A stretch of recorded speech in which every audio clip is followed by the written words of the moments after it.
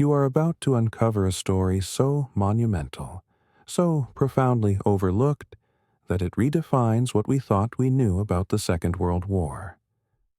Forget the roar of cannons and the clash of mighty battleships for a moment. This isn't just a tale of military might, but of a quiet, relentless industrial revolution that fundamentally rewrote the rules of engagement. What if I told you that one of the most devastating miscalculations in military history wasn't a tactical blunder, but a catastrophic failure to understand the very soul of a nation, its capacity to transform from a sleeping giant into an unstoppable forge of war?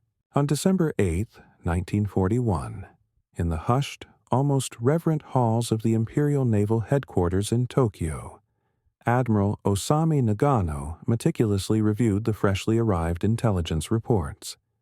His expression, no doubt, was one of profound satisfaction, perhaps even a touch of triumphant awe. The news from Pearl Harbor was, by any measure, a resounding success. 8 American battleships, symbols of the United States naval dominance, lay either damaged beyond immediate repair or sunk beneath the tranquil waters of Hawaii. Nearly 200 aircraft, the sinews of air power, were reduced to twisted wreckage. A tragic toll of 2,400 American lives had been claimed. From Tokyo's vantage point, the American Pacific Fleet, the formidable shield of a continental power, lay utterly crippled, its fangs drawn, its claws blunted. It was a victory, seemingly, that would define the opening moves of a grand, ambitious strategy for dominion over the Pacific. What Nagano and his strategists couldn't possibly fathom, what no officer in the entire Imperial Japanese Navy could have conceived in their wildest, most pessimistic imaginings, was the silent, almost ghostly counterforce gathering momentum across the vast expanse of the American continent. They could not have known that aging vessels, many of them rusting relics of a forgotten war, nestled in America's vast, unsung reserve fleets, were about to be roused from their slumber. These forgotten giants, these decrepit hulls, were on the cusp of becoming the silent protagonists in one of history's most devastating and unprecedented naval expansions. The Japanese High Command had accounted for ships on active duty, for vessels under construction. But they had tragically, fatally overlooked the dormant potential, the latent power, inherent in what they dismissed as obsolete steel. The very notion that these rusting hulks, these symbols of peacetime dormancy, could be resurrected, repurposed, and deployed with breathtaking speed, was simply beyond the scope of their strategic calculus. It was a blind spot, a chasm in their understanding of American society and its industrial might, that would ultimately prove to be their undoing. Within an astonishingly brief span of 2 years, American shipyards, those behemoths of steel and sweat, would achieve production rates that Japanese naval planners had, with absolute certainty, deemed physically impossible. Their analysis, rooted in a meticulous but ultimately flawed methodology, had painted a picture of American limitations. But reality was about to shatter that picture. Ships, in numbers that defied pre-war logic, would begin launching from American docks with such relentless frequency that the Imperial Japanese Navy would struggle not just to sink them, but even to accurately track their emergence onto the world's oceans. This wasn't merely an acceleration of existing capabilities, it was a fundamental redefinition of industrial output, a testament to a nation's capacity for total mobilization. This was the awakening, not just of a fleet, but of an entire industrial ethos. This was the moment the ghost fleet, once merely a collection of decaying hulls, would rise, not as spectral apparitions, but as tangible, formidable instruments of an unimaginable national will. Let us journey to one such silent sentinel of America's forgotten power. The James River Reserve Fleet, nestled near Fort Eustis, Virginia. It was more than a mere anchorage. It was, in essence, a maritime cemetery, a place where vessels from the First World War, their glory days long past, lay in varying states of preservation, slowly succumbing to the relentless embrace of time and the elements. The exact number of these slumbering giants remains somewhat shrouded in the mists of history, a testament to their long-standing obscurity. However, it's widely accepted that well over 100 such vessels comprised this particular graveyard, a formidable, if dormant, collection of steel and memory. Throughout the long, often economically challenging years of the 1930s, these ships had received only the most rudimentary of maintenance. Congressional appropriations, those precious allocations of funds that breathe life into military infrastructure, had dwindled to a mere trickle. It was a reflection of a nation deeply scarred by the Great Depression, a nation that yearned for peace and saw little immediate need to invest heavily in the rust-prone remnants of a previous global conflict. These ships existed in a peculiar state of bureaucratic limbo, a kind of purgatorial existence for maritime leviathans. They were, on one hand, too valuable to be summarily scrapped, too much of an investment of past resources to be simply discarded. Yet, on the other hand, they were deemed too expensive to properly maintain, too much of a drain on a peacetime budget grappling with domestic crises. They were, to all appearances, too obsolete to matter, faded photographs in an album of national memory, seemingly destined for nothing more than a slow, dignified decay. Their potential, their latent power, was hidden not just from external adversaries, but from the very nation that owned them. Then came the morning of December 8th, 1941. That single cataclysmic event, the surprise attack on Pearl Harbor, didn't just transform the geopolitical landscape, it utterly, violently, and instantaneously transformed this quiet maritime cemetery. The bureaucratic inertia, the perceived irrelevance, the decades of neglect, all of it vanished in the fiery dawn of a new, terrifying reality. What was once a placid, almost forgotten tableau of decaying steel became, in a heartbeat, the focal point of an urgent, almost desperate national imperative. Within hours of the attack, the tranquil quiet of the James River was shattered. Workers, initially from the Norfolk Naval Shipyard, soon joined by a growing legion of civilian contractors, descended upon the anchorage. They arrived with a sense of grim determination, propelled by a national shock wave that had galvanized a divided country. The reactivation orders, when they came, were stunning in their simplicity, yet seemingly impossible in their scope. Return every possible vessel to service immediately. There was no nuance, no room for debate, just an urgent, unambiguous command to perform a miracle of industrial resurrection. Initial inspections revealed challenges that would have daunted even the most seasoned engineers. The scene was often one of utter desolation. Engine rooms, once the throbbing heart of these vessels, were found flooded, choked with brackish water and debris. Machinery, once gleaming and precise, was now corroded beyond immediate recognition, seized by rust and neglect. Ventilation shafts, vital arteries of any ship, had become impromptu homes for generations of birds, their nests and droppings filling the confined spaces. On some vessels, the decks themselves had become mini ecosystems, with vegetation stubbornly rooting itself in cracks and crevices, a visual testament to years of undisturbed dormancy. These weren't just ships. They were complex industrial ecosystems that had been allowed to degrade for decades.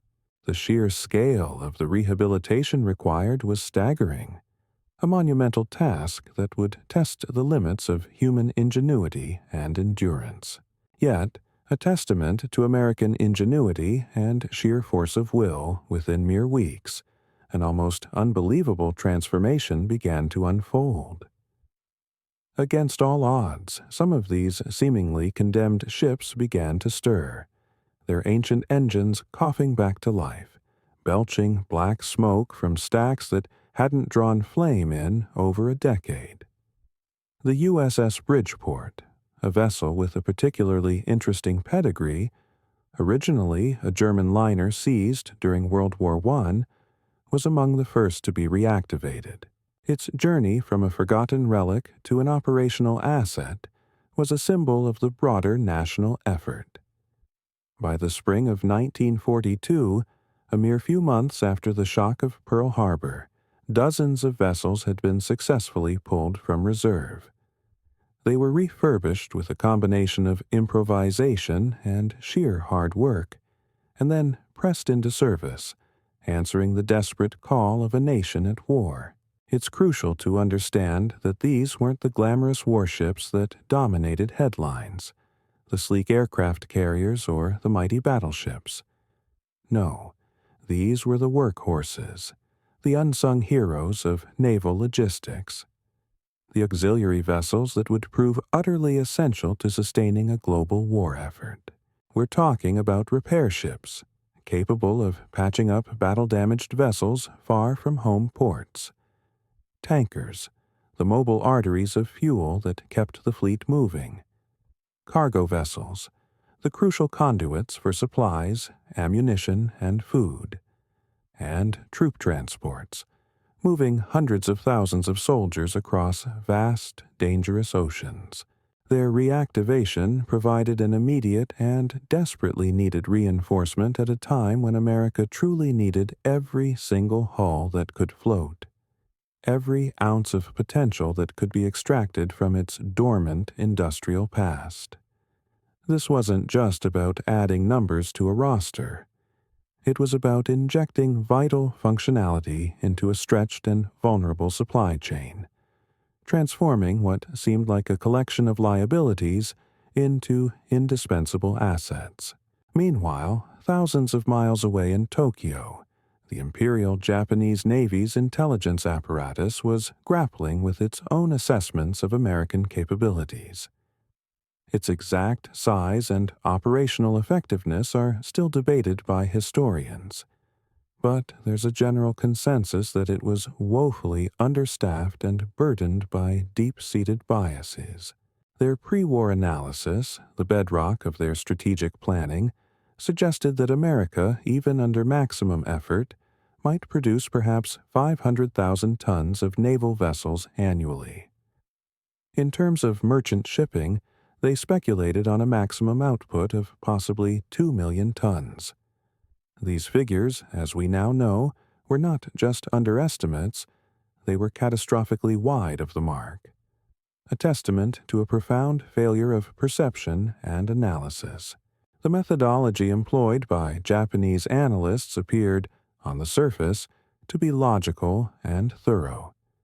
They meticulously counted American shipways, those vital cradles of construction. They calculated steel production capacities, aiming to gauge the raw material supply. They assessed labor availability, attempting to quantify the human element necessary for such a monumental undertaking.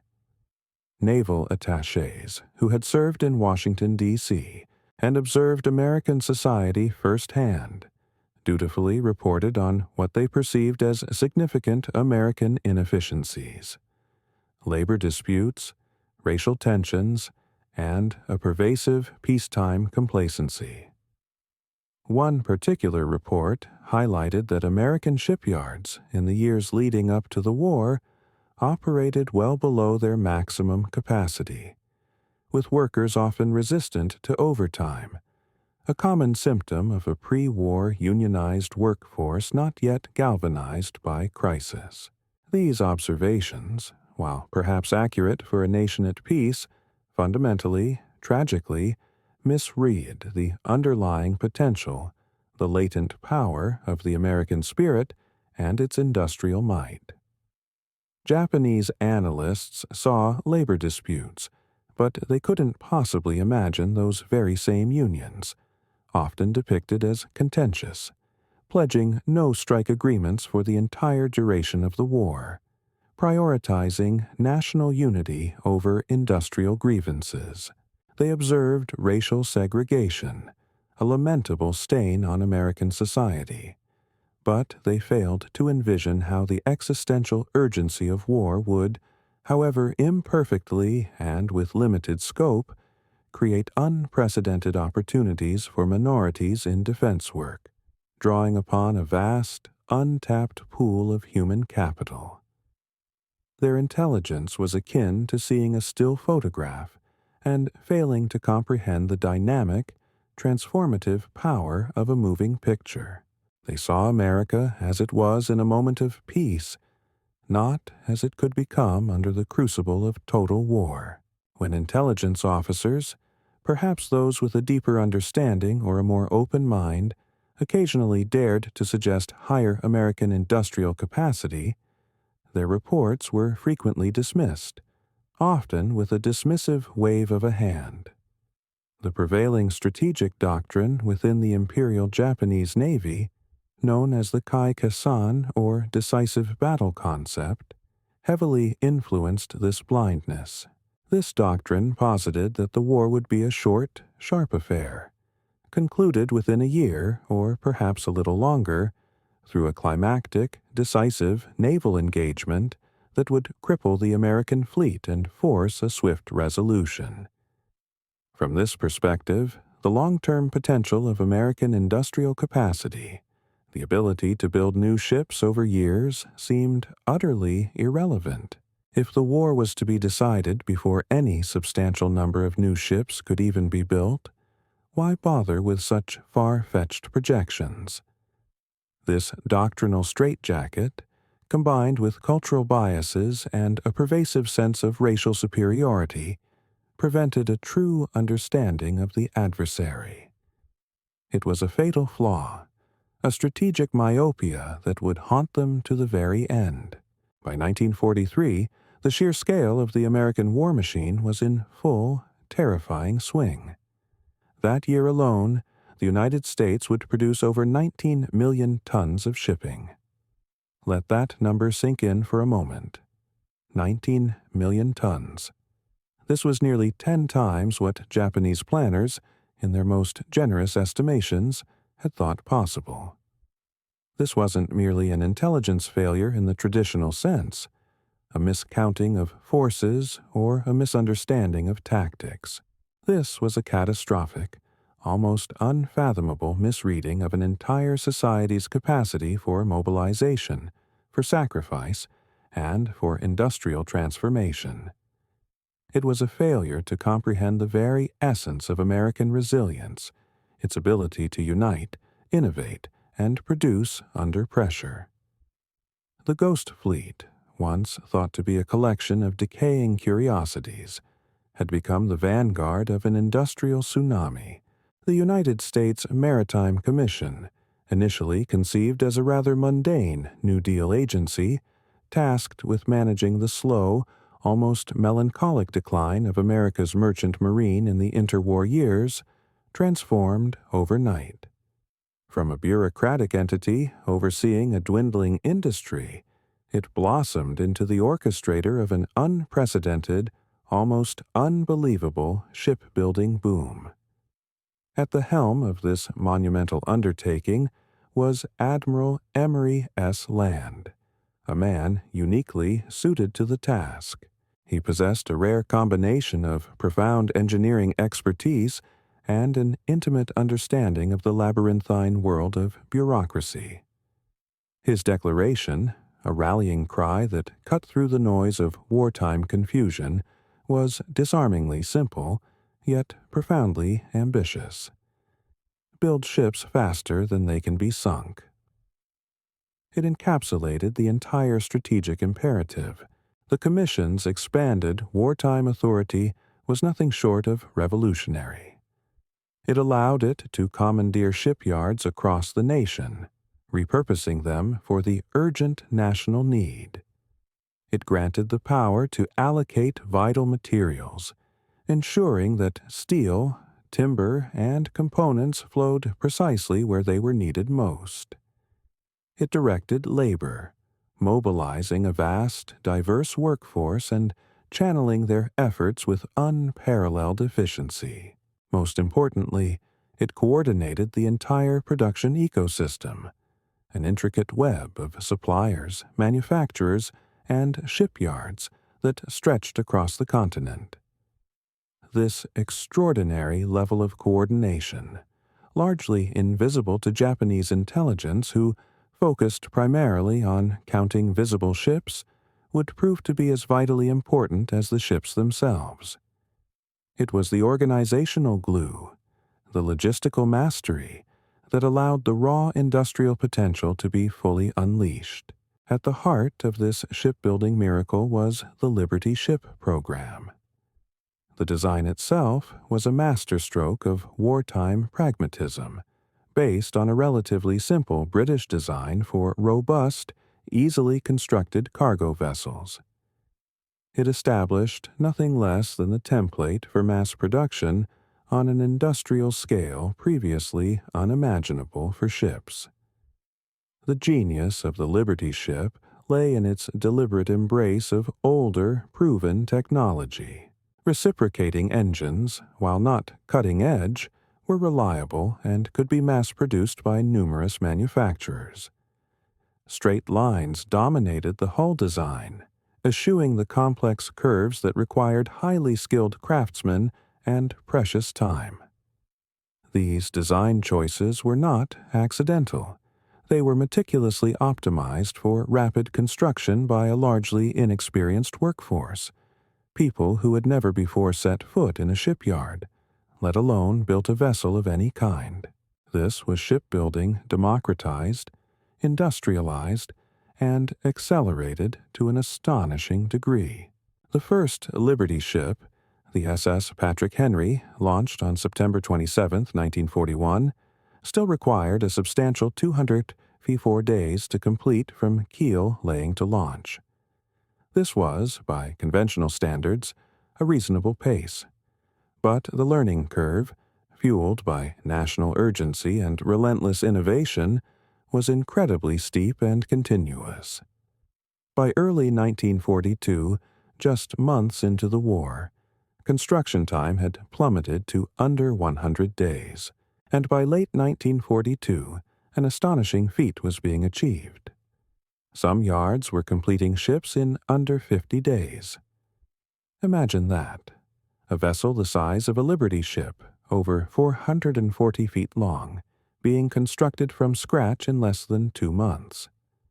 It was a testament to the power of standardized design, modular construction, and the sheer dedication of the American workforce.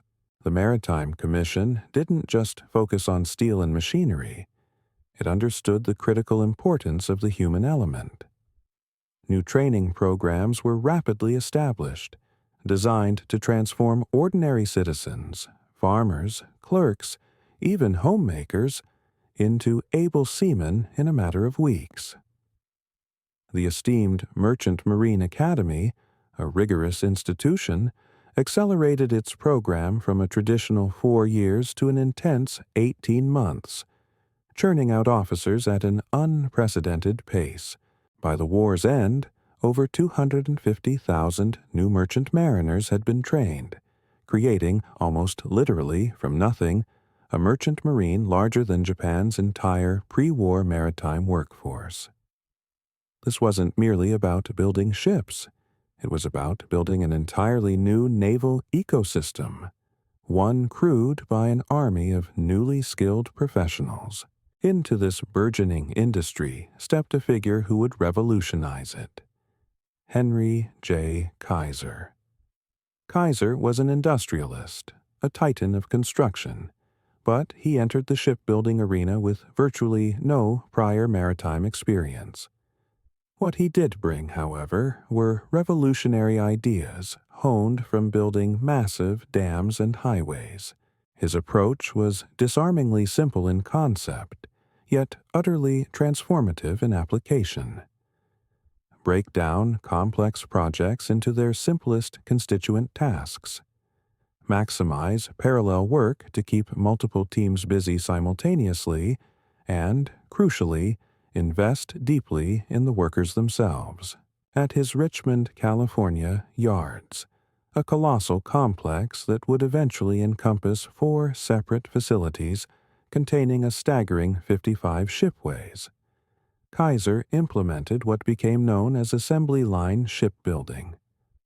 Traditional shipyards, for centuries, had built vessels sequentially, from the keel up, like a sculptor painstakingly carving from a single block. Kaiser shattered this paradigm. He built ships in sections, simultaneously. Bow sections were constructed in one area, while stern sections took shape elsewhere.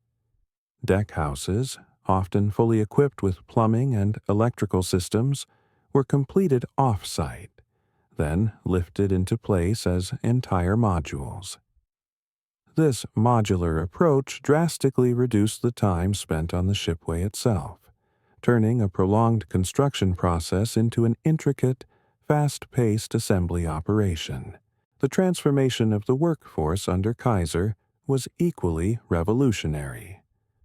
When skilled shipbuilders proved scarce, a predictable bottleneck in such a rapidly expanding industry, Kaiser didn't lower his standards. Instead, he intelligently redesigned the work itself. Rather than attempting to train complete, all-around shipbuilders, a process that took years, he trained specialists.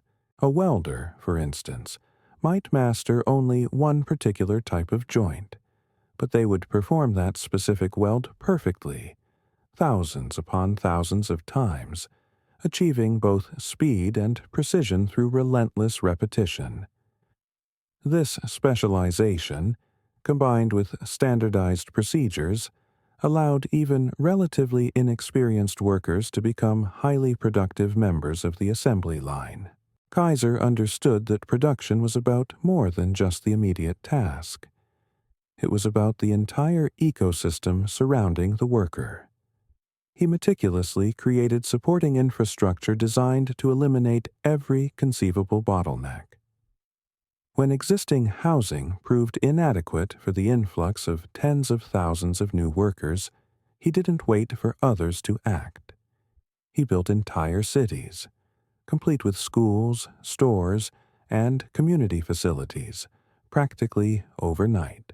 When workers needed access to health care, a critical factor for maintaining a healthy and productive workforce, he created what would eventually become the internationally renowned Kaiser Permanente, pioneering prepaid medical care. When childcare was a significant barrier for the legions of women entering the workforce, he established 24-hour nurseries, ensuring that parents could work any shift without worrying about their children. Every single obstacle to production, from housing to health, from childcare to canteen food, was identified, analyzed, and systematically eliminated. By mid-1942, Kaiser's yards were completing Liberty ships in truly remarkable times.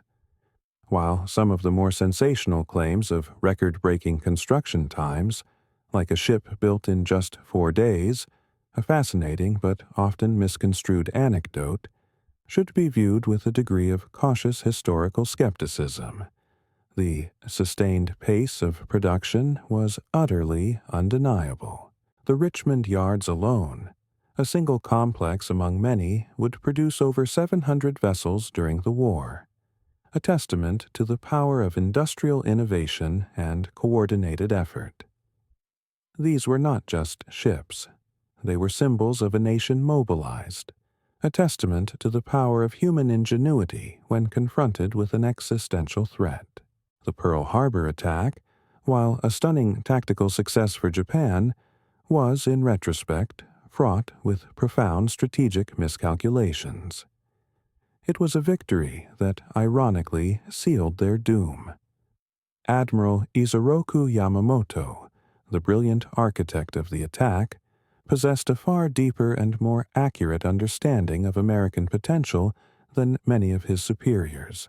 Having studied at Harvard and served as a naval attaché in Washington, Yamamoto had witnessed America's burgeoning industrial capacity firsthand. His oft-quoted, though the exact wording is debated, pre-war warning that he could run wild for 6 months or a year before American industrial might would prove overwhelming, reflected this chillingly accurate understanding. Although the famous sleeping giant quote attributed to him is likely apocryphal, the sentiment it conveys was undoubtedly his. He knew, intuitively, that merely striking a blow would not win the war. It would only awaken an adversary with limitless resources. The attack's immediate, devastating success seemed to validate Japanese planning, fueling a dangerous hubris. Yet, critical elements were either missed or deliberately ignored in the triumph. The Pacific Fleet's invaluable aircraft carriers, the future spearhead of naval warfare, were, by sheer chance, absent from Pearl Harbor that fateful morning. More importantly, the vital infrastructure of Pearl Harbor itself, its repair facilities, its vast fuel storage tanks, its crucial submarine base, remained remarkably intact. These were not mere buildings. They were the essential arteries and organs that would enable the rapid recovery and resurgence of American naval power. Their preservation meant that the wound, while deep, was not fatal. Most significantly, and perhaps most tragically for Japan, Pearl Harbor unified American opinion instantaneously. Pre-war America had been a deeply divided and isolationist nation, reluctant to engage in foreign conflicts, embroiled in domestic debates. The attack transformed this overnight, erasing partisan lines and galvanizing a nation with a singular, unyielding purpose. Workers who might have previously resisted overtime now willingly worked double and triple shifts, driven by a newfound patriotism and a desire for retribution. Labor unions, often the site of contentious disputes in peacetime, suspended all strike actions, pledging unwavering support for the war effort. Women, in unprecedented numbers, entered the workforce, shattering traditional gender roles and filling vital positions in factories and shipyards across the nation. The production statistics that followed this profound social and psychological transformation tell a story of astonishing national will. Ship deliveries, far from plateauing, accelerated monthly throughout 1942. Each successive increase represented not just more shipyards coming online, expanding the physical footprint of production, but also existing yards becoming exponentially more efficient, their workers becoming more skilled, and their complex systems becoming more refined and streamlined. It was a symphony of industrial power, conducted at a feverish, unrelenting pace. By mid-1942, American shipyards were achieving what Japanese planners had so confidently deemed impossible. The monthly completions of Liberty ships, those utilitarian workhorses of the seas, rose with a steady, almost terrifying predictability. From a modest 5 in January, the numbers surged to 14 in March, then 33 in June, and a staggering 67 in September. The peak of this industrial torrent came in October 1943, a truly astounding month when 106 Liberty ships were completed, an average of more than 3 ships per day. Imagine the sheer logistical, material, and human coordination required to achieve such a feat, day in and day out. Japanese intelligence, operating under the burden of their preconceived notions and flawed strategic doctrines, struggled mightily to process these truly incredible numbers. When neutral sources, often through diplomatic channels, reported the appearance of hundreds of new American vessels in Atlantic ports, Japanese analysts grasped at various explanations, each one a desperate attempt to avoid the stark reality. They theorized that the Americans were counting the same ships multiple times, attempting to inflate their perceived strength. They suggested that the figures included vessels from the Great Lakes, ships utterly irrelevant to oceanic warfare. Or, perhaps most tellingly, they simply concluded that the Americans were fabricating the numbers, lying to deceive their adversaries. Any explanation, no matter how outlandish or self-deluding, seemed more plausible than accepting the truly frightening reality of America's industrial might. Their cognitive filters, shaped by pride and flawed assumptions, simply could not process a truth so antithetical to their strategic desires. Each individual Liberty ship, a seemingly simple vessel, represented an enormous feat of coordination. Thousands of tons of steel, sourced from mills across the nation, had to be delivered to shipyards in the proper sequence, at the precise moment. Engines, manufactured by multiple different companies, often hundreds or thousands of miles apart, had to arrive exactly when needed, ready for installation. Components from hundreds of individual suppliers, ranging from rivets and pipes to radar systems and navigation equipment, had to flow without interruption through a complex logistical network. The sheer organizational capability that this represented, the seamless integration of raw materials, manufacturing, transportation, and assembly, was as impressive, if not more so, than the ships themselves. It was the true hidden weapon of the American war effort, a mastery of logistics and industrial symphony. Meanwhile, the reactivated reserve fleet vessels, those forgotten ships raised from their watery slumber, provided crucial and immediate support. These weren't the glamorous flagships, but their practical utility was indispensable. Repair ships, for instance, could return damaged vessels to service directly in the war zone or in forward bases, bypassing lengthy and vulnerable voyages back to distant shipyards for repairs. This drastically reduced downtime and kept more fighting ships in action. Tankers, the unsung heroes of naval logistics, extended the operational range of the entire fleet, ensuring that warships could operate far from land for extended periods. Ammunition ships, despite their inherently dangerous cargo, maintained the continuous supply of ordnance that American firepower doctrine demanded, keeping the guns firing and the bombs dropping.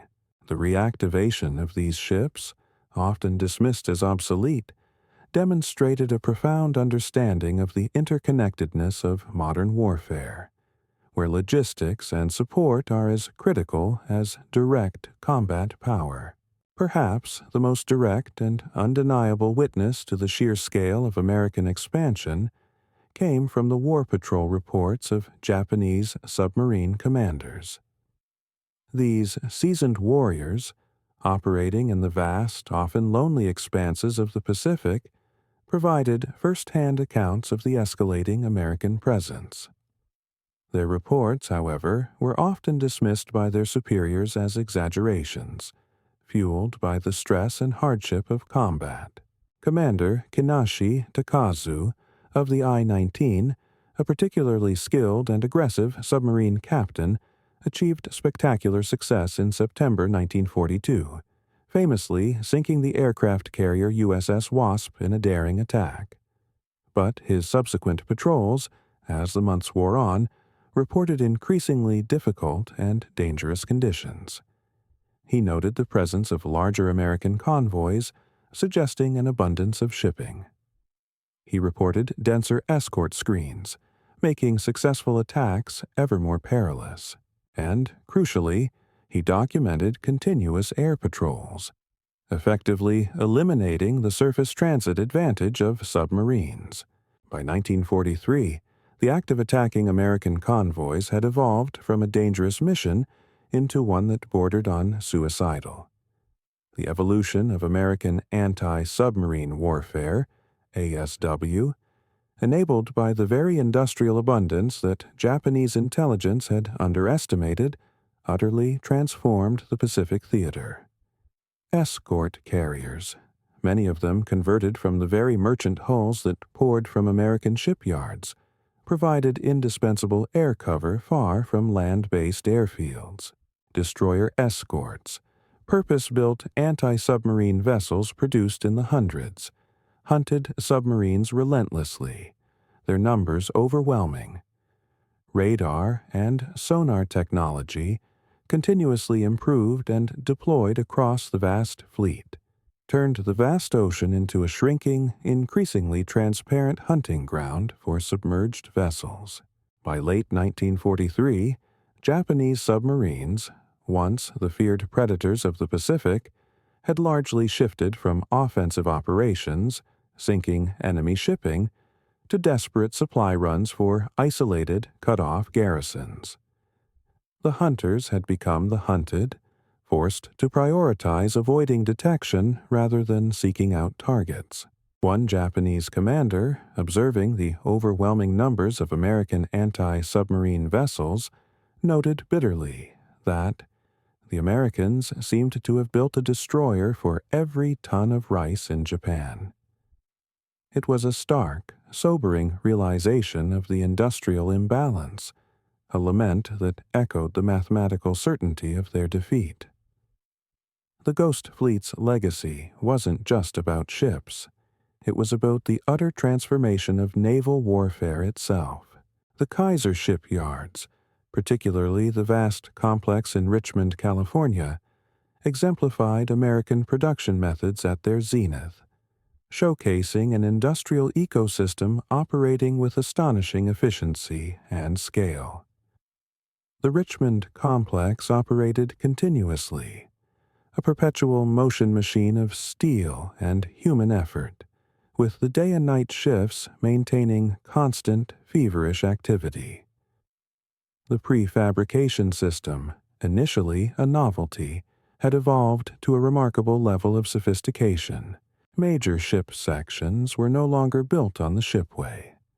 They were constructed in separate assembly areas, often miles from the final assembly point. Imagine bow sections, colossal structures weighing over 200 tons, being constructed as complete units in one cavernous bay. Simultaneously, stern sections were built elsewhere, often with the propeller shafts already installed and aligned.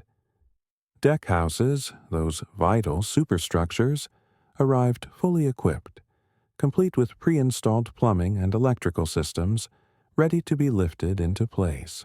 These massive, prefabricated sections were then assembled on the shipways like giant, three-dimensional puzzles, precisely engineered to fit together with remarkable speed.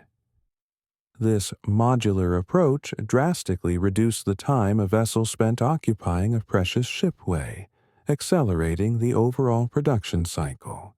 The workforce powering this industrial marvel was itself a testament to social transformation. It included unprecedented numbers of women, reaching 25 to 30% in some yards, taking on jobs previously considered impossible for them: welding, riveting, crane operation. Minorities, particularly African Americans, also found opportunities, though these were often limited by persistent discrimination that, lamentably, remained a stain on wartime society. Despite these challenges, the war had undeniably opened industrial jobs previously denied to these groups, fundamentally reshaping the landscape of American labor. The average worker in these yards, often had less than a year's experience in shipbuilding. Yet, through specialized training and streamlined processes, productivity levels consistently exceeded pre-war standards, a testament to the power of structured learning and efficient management. The supporting infrastructure for these mega-yards was equally impressive, a logistical marvel in its own right. Miles of railroad track snaked through the complexes, moving materials with relentless precision. Massive cranes, some specially built to handle weights that traditional shipbuilders had declared that couldn't possibly be lifted, deftly moved colossal sections into place. Machine shops, foundries, and numerous assembly areas operated in perfectly coordinated sequences, an industrial ballet where every movement was synchronized to the ultimate goal of rapid ship production. This wasn't just shipbuilding. It was a masterclass in industrial engineering and logistical planning, a holistic approach to overcoming every conceivable barrier to production. Within the Japanese leadership, strategic recognition of inevitable defeat came at different times for different individuals, but it generally followed similar, agonizing patterns. After the initial, intoxicating successes of the war's opening months, a gradual undercurrent of doubt began to emerge, slowly eroding the confidence built upon early triumphs. This doubt was then often followed by a sudden, jarring acknowledgement of mathematical impossibility, a cold, hard realization that the numbers simply did not, and could never, add up in their favor. The devastating defeat at the Mariana Islands in June 1944 marked a critical turning point, a moment of undeniable strategic reckoning. The ensuing naval engagement, officially known as the Battle of the Philippine Sea, was famously dubbed the Great Marianas Turkey Shoot by American pilots, a grimly accurate description of the overwhelming American superiority. Task Force 58, the formidable spearhead of the U.S. Pacific Fleet, brought more aircraft carriers, more battleships, and more escorts to bear than the entire pre-war Imperial Japanese Navy had possessed. Japanese naval aviation, the elite force that had struck at Pearl Harbor, was effectively annihilated, losing over 400 aircraft while managing to shoot down fewer than 30 American planes. It was a crippling blow from which they would never recover. Admiral Soemu Toyoda, commanding the combined fleet at the time, later acknowledged with a heavy heart that, after the Marianas, he knew the war was irrevocably lost. The stark reality was undeniable. The Americans had built a navy that Japan simply could not fight, a navy supplied by merchant fleets that Japan could not sink, and supported by an industrial base that Japan could not hope to match. The appearance of American B-29 bombers, the super fortresses, flying high over the Japanese home islands in late 1944, operating from newly captured Mariana Islands bases, made American superiority painfully visible to the Japanese civilian population. These gargantuan aircraft, flying at altitudes that Japanese fighters could only reach with great difficulty, and rarely with success, delivered a clear, unmistakable message of industrial might. Each B-29, complex, expensive, and mass-produced, represented the very pinnacle of American industrial capability. A constant, tangible reminder of the overwhelming power arrayed against them. The Ghost Fleet had enabled the projection of this power to their very doorstep, even as Liberty ships continued to pour from American shipyards, a testament to the success of mass production. The Maritime Commission, driven by a relentless pursuit of improvement, was already implementing the next generation of vessels. The Victory ship represented a crucial evolution, addressing the known limitations of the Liberty ships while retaining the fundamental advantages of the mass production approach.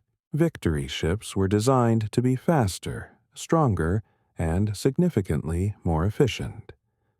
The key improvement was undeniably speed. The Liberty ship's maximum speed of 11 knots, while sufficient for many tasks, made them vulnerable to the increasing effectiveness of German U-boats in the Atlantic and Japanese submarines in the Pacific. Victory ships, by contrast, could achieve speeds of 15 to 17 knots. This seemingly modest increase was strategically vital, enabling them to outrun surfaced submarines and significantly reduce overall voyage times, thereby decreasing their exposure to attack. Furthermore, improvements in hull design addressed structural weaknesses that had caused some early Liberty ships to develop cracks, enhancing their durability and seaworthiness. This production transition itself demonstrated remarkable American adaptability. Shipyards across the nation switched from Liberty to Victory ship production without significant delays, a logistical marvel in its own right. Workers, having mastered the techniques of mass production with Liberty ships, adapted quickly to the new designs and techniques required for Victory ships, maintaining their astonishing productivity levels. By mid-1944, Victory ships were being completed as quickly as the simpler Liberty ships had been built earlier in the war. Over 500 Victory ships would eventually be constructed, many of them serving for decades after the war's end, a testament to their robust design and quality construction. Their enduring service validated the core principle of the mass production approach. Quantity, when properly managed and driven by continuous improvement, hadn't sacrificed quality. In fact, it had enhanced it. The shipyard workforce itself represented one of the most dramatic and lasting social changes of the wartime era. Women, entering the industrial sector in unprecedented numbers, performed jobs previously considered impossible or entirely inappropriate for them. They became skilled welders, their sparks illuminating the night shifts. They operated massive cranes, their nimble fingers guiding tons of steel. They riveted hulls, their hammering echoing the relentless rhythm of wartime production. African Americans, too, found opportunities, though often limited by the persistent and deeply entrenched discrimination of the era, to move into skilled positions previously denied to them. While systemic biases remained, the sheer urgency of the war effort forced open doors that had long been shut, creating social mobility and challenging entrenched prejudices, however imperfectly. Henry Kaiser's innovations extended far beyond the immediate confines of the shipyard. His comprehensive healthcare system, initially established to keep his massive workforce healthy and productive, pioneered the concept of prepaid medical care, a model that would eventually evolve into Kaiser Permanente and profoundly influence American healthcare delivery. His child care centers, operating around the clock, provided essential support for working mothers, a radical concept for its time. His housing projects created instant communities, transforming barren landscapes into vibrant towns. Vanport City, near Portland, Oregon, housed over 40,000 residents at its peak, becoming Oregon's second-largest city virtually overnight, a remarkable testament to rapid urban development driven by industrial need. These social support systems were not acts of charity. They were shrewd, calculated investments in productivity.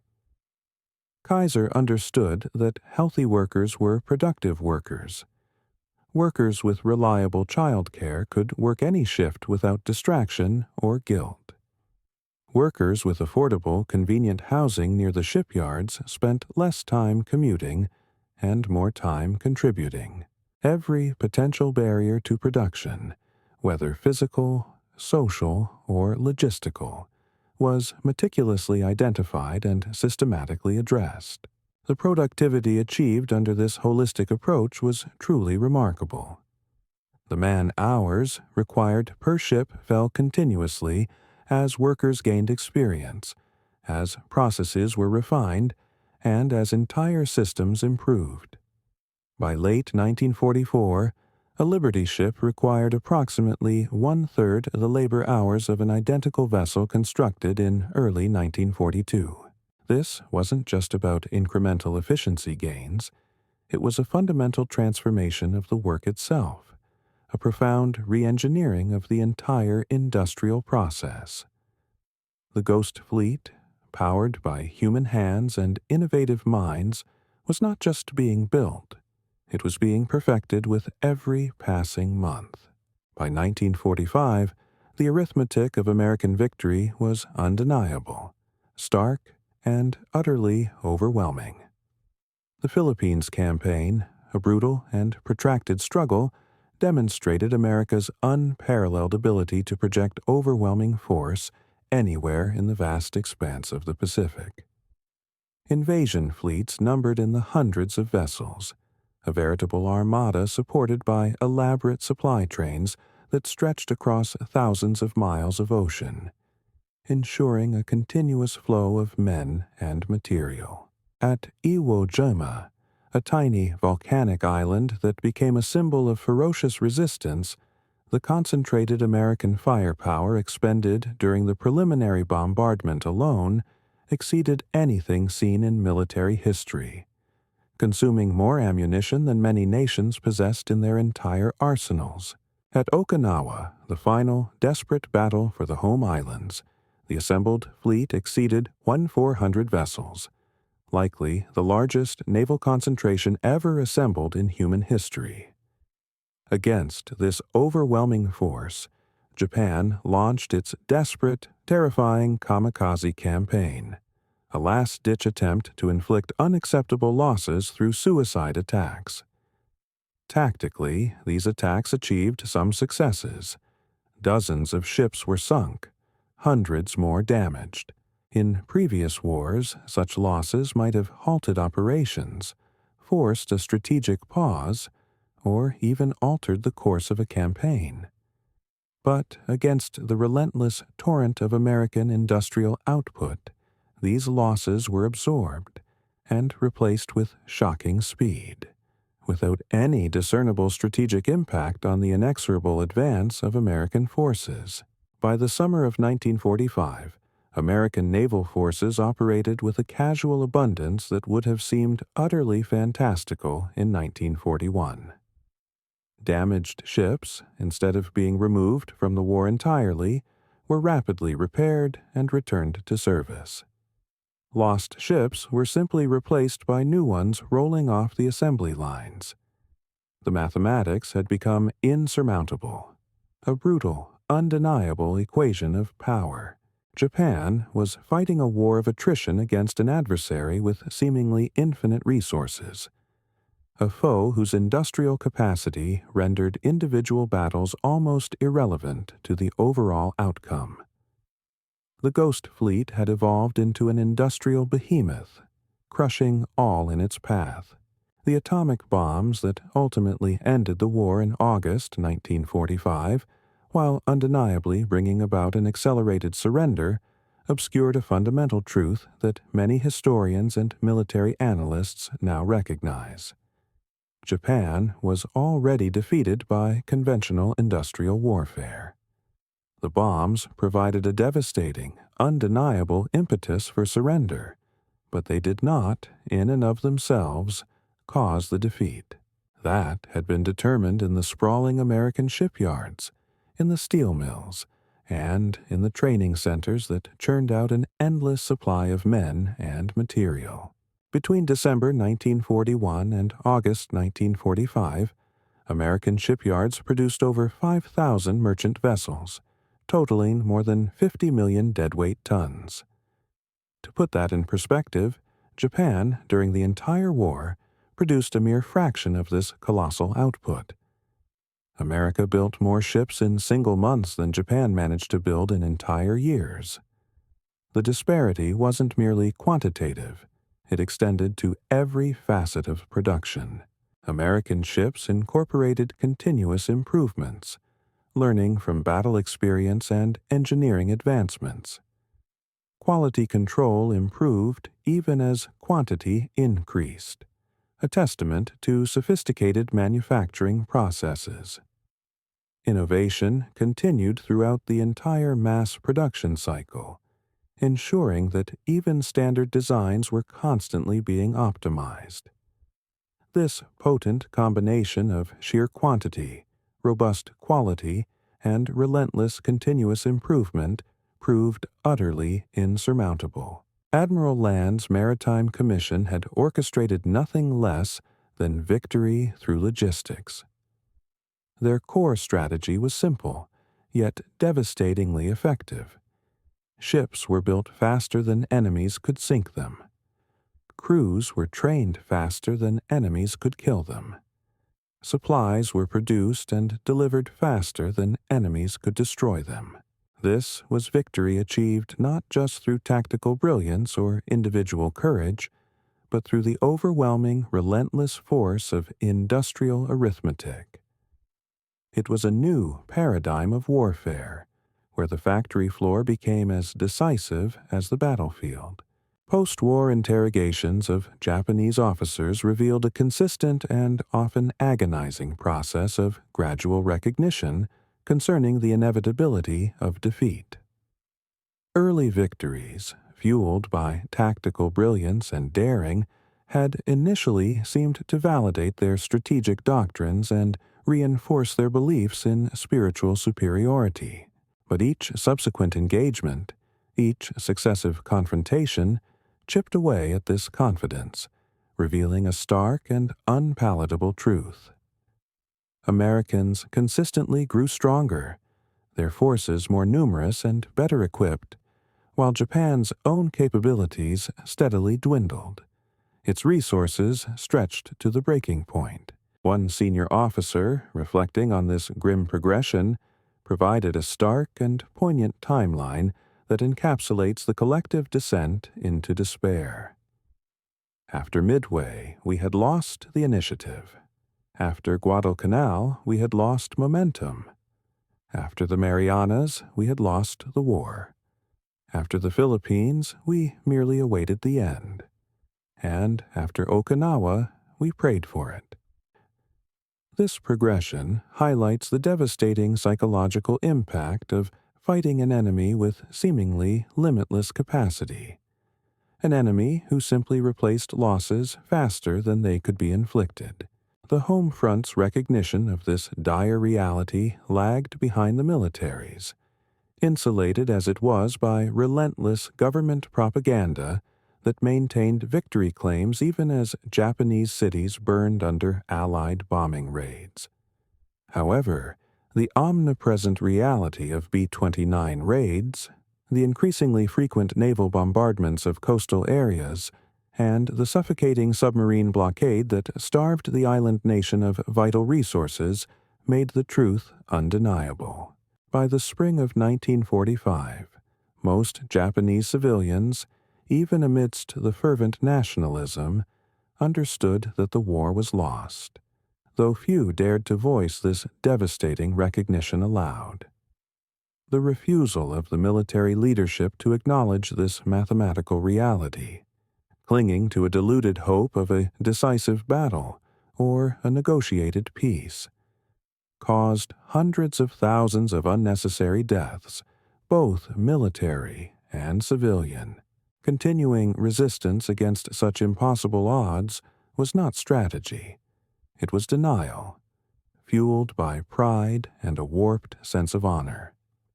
The atomic bombs, in a cruel twist of fate, provided a face-saving excuse for a surrender that American shipyards, through their relentless output, had already made inevitable. The legacy of the Reserve Fleet reactivation and the subsequent shipbuilding surge transcends mere military history. It demonstrated capabilities that utterly defied traditional military calculations and strategic assumptions. It revealed that democratic societies, often perceived as slower and less unified than authoritarian regimes in peacetime, possessed an astonishing, almost unimaginable capacity for mobilization when truly united by a common threat. They could achieve levels of industrial output and societal coordination that even the most meticulous authoritarian planners couldn't conceive. The production techniques developed during this period, prefabrication, modular assembly, workforce specialization, and sophisticated logistical coordination, fundamentally influenced global manufacturing for decades, becoming cornerstones of modern industrial efficiency. The social changes initiated or accelerated by the war, particularly within the shipyards, reshaped American society permanently. The mass entry of women into heavy industry, the opening of skilled positions for minorities, despite persistent discrimination, and the establishment of employer-provided health care and child care systems profoundly altered the social fabric, pushing the boundaries of gender roles and racial integration. Japanese intelligence's failure, as we've discussed, wasn't primarily about a lack of information gathering. They had observers, they had reports. Their catastrophic misstep was in processing that information. Cultural assumptions, deeply ingrained strategic doctrines like the Kai Kessen, and an ethnocentric bias created powerful filters that prevented an accurate assessment of American potential. They could count the number of American ships, but they couldn't possibly imagine the sophisticated system that was producing them. They could see factories, but they couldn't envision their radical transformation under wartime exigency. They understood tactics, but they utterly failed to grasp the paramount importance of logistics in a global, industrialized conflict. The contrast between the two combatants was stark, almost poetic. Japan brought to the fight sophisticated tactics, highly experienced crews, and an almost fanatical spiritual determination rooted in their cultural ethos. America brought something fundamentally different: overwhelming industrial capacity, unparalleled organizational capability, and the cold, unyielding force of mathematical inevitability. In the brutal calculus of modern industrial warfare, production ultimately mattered more than individual courage. Logistics proved more decisive than brilliant tactics, and industrial arithmetic, in the end, triumphed over spirit. The Ghost Fleet was the embodiment of this new reality. In conclusion, the story of America's reserve fleet reactivation and the industrial expansion it represented is far more than a footnote in the annals of naval history. It is a profound, often overlooked narrative that reveals how World War II was ultimately won. It wasn't through dramatic naval battles alone, though those were vital. It was won through the relentless, grinding work in shipyards, in steel mills, and in training centers that stretched across the entire American continent. The aging ships that were reluctantly returned to service in 1941 were not just relics. They were the harbingers of a transformation that would reshape global power dynamics for decades to come. The Japanese miscalculation wasn't a simple intelligence failure. It was a fundamental misunderstanding of the very essence of American society's capacity for mobilization. They saw peacetime inefficiency. They observed the democratic squabbles, but they failed to recognize the latent wartime potential, the dormant power that lay beneath the surface. They meticulously counted ships, but they failed to comprehend the intricate, adaptable system that would produce them in unimaginable quantities. They prepared for a war of decisive battles, hoping to land a knockout blow, while America, galvanized by attack, prepared for a war of relentless, overwhelming production. Figures like Henry Kaiser didn't just build ships, they revolutionized manufacturing itself. Their innovative methods, prefabrication, modular construction, specialized labor, and holistic worker support would influence industry globally, shaping modern production techniques long after the war. The social changes they initiated, from the integration of women and minorities into heavy industry to the pioneering of employer-provided health care, permanently reshaped American society, forging a more inclusive, albeit still imperfect, nation. The organizational capabilities they demonstrated defined modern logistics, setting new standards for supply chain management and large-scale project coordination. The human dimension of this story encompasses both triumph and tragedy.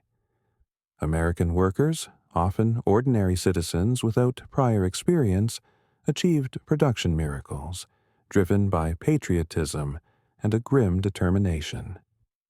Japanese forces fought with extraordinary courage and fierce devotion against what had, by the war's end, become a mathematical impossibility. Civilians on both sides paid a devastating price for the war, enduring unimaginable suffering. But the ultimate outcome was determined not by individual military valor, but by the relentless, overwhelming force of industrial capacity. The lessons from this era remain profoundly relevant for our contemporary world. Industrial capacity still underpins military power, acting as the silent, foundational strength of any major nation. Production capabilities still largely determine strategic options, dictating what can be achieved on the global stage. And democratic societies, for all their perceived peacetime inefficiencies and internal debates, still possess a mobilization potential that often surprises those who fail to look beyond superficial appearances. The reserve fleet vessels that returned to service in 1941 carried more than just cargo across the vast, dangerous expanses of the Pacific. They carried proof. Proof that an industrial democracy, once stirred from peacetime complacency, could transform itself into a wartime dominance with a speed and scale that shattered every assumption about the limits of modern warfare. In shipyards across America, workers built not just ships, but a new world order, one vessel at a time, each hull a testament to their collective will. The mathematical reality that emerged was simple, brutal, and undeniable. America could build ships faster than Japan could sink them, train crews faster than Japan could kill them, and produce supplies faster than Japan could possibly destroy them. This wasn't just victory. It was a fundamental transformation of warfare itself. The age of decisive, single-engagement battles, where a fleet could be crippled and a war effectively ended, had definitively concluded. The era of industrial warfare, where sustained production and logistical superiority were paramount, had arrived. Japan learned this devastating lesson through ruinous defeat. The empire that had seemed invincible and unstoppable in December 1941 was reduced to ashes and ruins by August 1945. It was defeated not by superior tactics alone, but by superior production. Not by greater courage, but by greater capacity. The ghost fleets that rose from American waters had triggered an industrial tsunami that transformed the Pacific War from a military contest into a mathematical certainty. The final paradox, perhaps the most profound lesson of all, is that Japan's post-war recovery, its astonishing rise from the ashes of defeat to become an economic powerhouse, would employ the very methods that had destroyed its empire. Japanese shipyards, through necessity and ingenuity, would adopt American mass production techniques, embracing efficiency and specialization. Japanese industry, learning from its former adversary, would wholeheartedly embrace mass production, quality control, and continuous improvement. The lessons of the war, once a bitter pill of defeat, would transform Japan from a military power into an economic powerhouse, proving that the industrial capabilities that won wars could also, ironically, win peace and prosperity. In the end, the story of America's Ghost Fleet is not just about ships. It is about the profound, often hidden transformation of warfare itself. It is a testament to what happens when industrial capacity meets national will, when democratic societies mobilize for total war, and when production becomes the ultimate strategy. Traditional military calculations, focused solely on battles and bravery, become obsolete in such a world. The reserve fleet vessels that returned to service in 1941 didn't just help win a war, they proved that in the modern age, the factory floor had become as decisive as the battlefield, the assembly line as important as the battle line, and industrial arithmetic the ultimate arbiter of victory. It is a story that reminds us that true power often lies not just in what you possess, but in what you can create, relentlessly and without end.